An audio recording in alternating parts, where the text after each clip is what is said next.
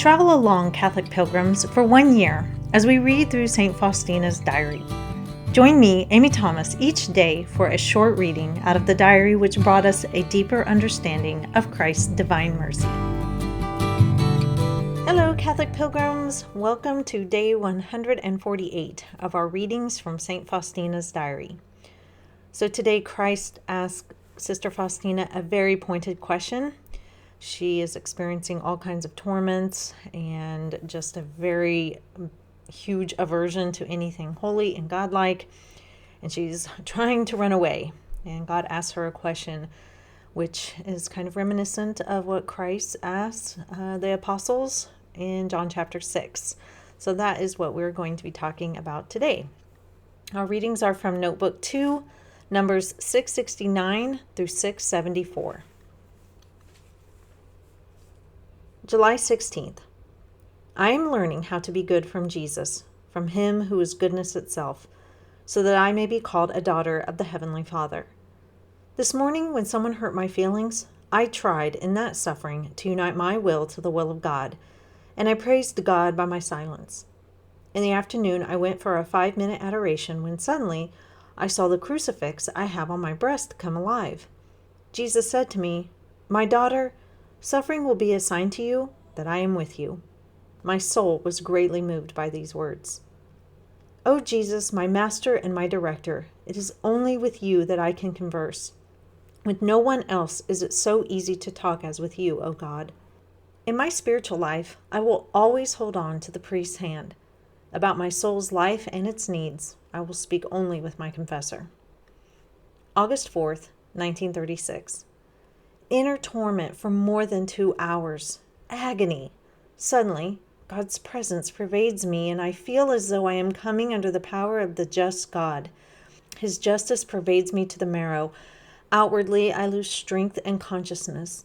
With this, I come to know the great holiness of God and my own great misery. A great torment afflicts my soul.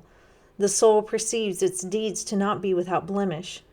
Then the strength of trust is awakened in the soul, which longs for God with all its might. Yet it sees how miserable it is, and what utter vanity everything that surrounds it. And face to face with such holiness, oh poor soul. August 13th. I was tormented by terrible temptations all day.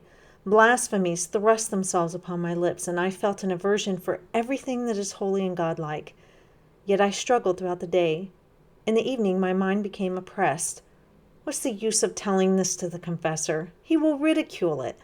A feeling of aversion and discouragement filled my soul, and it seemed to me that I could by no means receive Holy Communion in that condition. At the thought of not receiving communion, such a terrible pain seized my soul that I almost cried aloud in the chapel. But I suddenly realized that the sisters were there and decided to go to the garden and hide myself there so as to be able to at least cry out loud. Then suddenly Jesus stood by me and said, "Where are you intending to go?" I gave no answer to Jesus, but poured out all my sorrow before him, and Satan's attempts ceased. Jesus then said to me, "The inner peace that you have is a grace," and suddenly he was gone. I felt happy and unaccountably peaceful. Really, for so much peace to return within a moment, that is a thing only Jesus can do. He, the Most High Lord.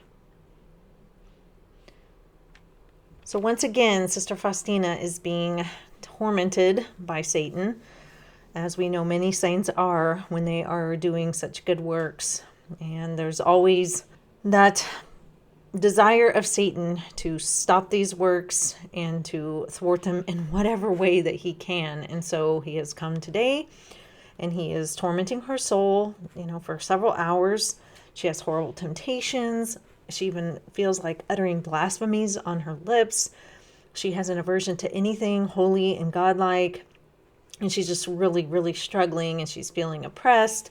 And she is like, why even bother telling any of this to confessor? He's just going to ridicule me, and I shouldn't even receive Holy Communion. Again, Satan, don't go receive Holy Communion.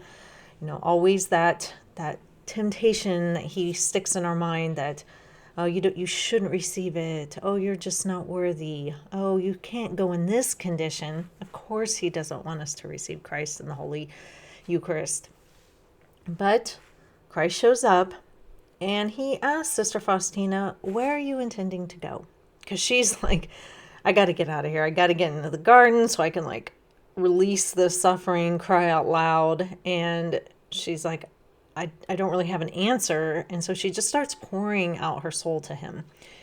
And a grace comes over her. And just like that, she is at peace and she feels better. And she's like, man, only this could come from Christ. And so what I said in the beginning is that his question reminds me of John chapter 6. And Jesus is giving the bread of life discourse. And he's talking about how you must eat his flesh and drink his blood. And he's not kidding about that. He's being very literal. And even the disciples and the apostles are there. His disciples, his followers are listening to this. And they even say, man, this is really hard to listen to. Which lets you know that they understood that he wasn't making a metaphor. He wasn't using symbolism. He was being very serious. And Christ doubles down when they decide to leave. He doesn't say to them, wait, come back. I know I scared you all away with that crazy, eat my flesh and drink my blood talk. No, he lets them go. And he turns to those who are remaining, the apostles, and he says, are you going to go too? Where are you going to go? And Peter says, we're going to stay here, Lord. Where else would we go?